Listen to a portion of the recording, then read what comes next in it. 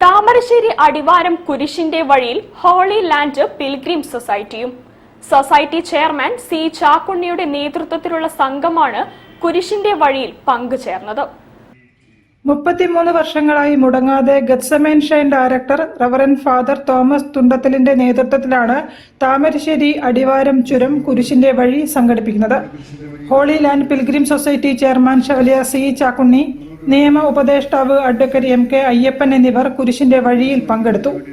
മദ്യം, മയക്കുമരുന്ന്, റാഗിംഗ് എന്നീ വിപത്തിൽ നിന്നും യുവതലമുറയെ മോചിപ്പിക്കാൻ ഇത്തരം യാത്രകൾ പ്രയോജനപ്പെടുത്തണമെന്ന് അവർ പറഞ്ഞു. ചുരത്തിൽ ഗതാഗത തടസ്സം വരുത്താതെ ഒറ്റവരിയായി അച്ചടക്കത്തോടെ നടത്തുന്ന യാത്ര മാതൃകാപരമാണെന്നും അവർ അഭിപ്രായപ്പെട്ടു. നമ്മുടെ ക്രിസ്തീയ സഭകളിൽ പരിഹരിക്കാൻ നമ്മളെല്ലാം പ്രാർത്ഥിക്കണം.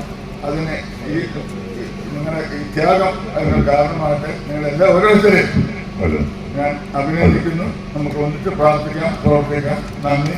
1833 മാന്നാനം കുന്നിൽ വിശുദ്ധ ചാവറ അച്ഛനാണ് കുരിശിന്റെ വഴി ആരംഭിച്ചതെന്ന് ഫാദർ തോമസ് തുണ്ടത്തിൽ പറഞ്ഞു.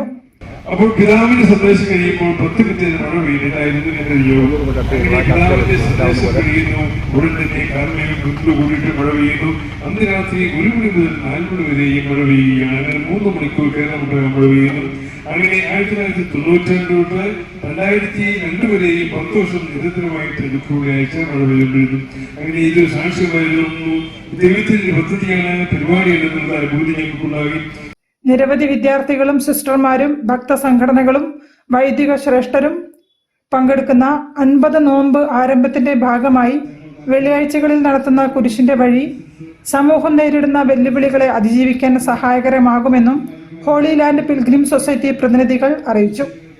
News bureau, Thamarassery. ജില്ലാ വാർത്തയിൽ ഒരിടവേള കൂടി. ക്യാൻസറിനെതിരെ പൊരുതാനായി കാലിക്കറ്റ് സിറ്റി സർവീസ് സഹകരണ ബാങ്കും MVR ക്യാൻസർ സെന്ററും സംയുക്തമായി അവതരിപ്പിക്കുന്ന ക്യാൻസർ ചികിത്സാ സഹായ പദ്ധതിയാണ് മാസ് കെയർ.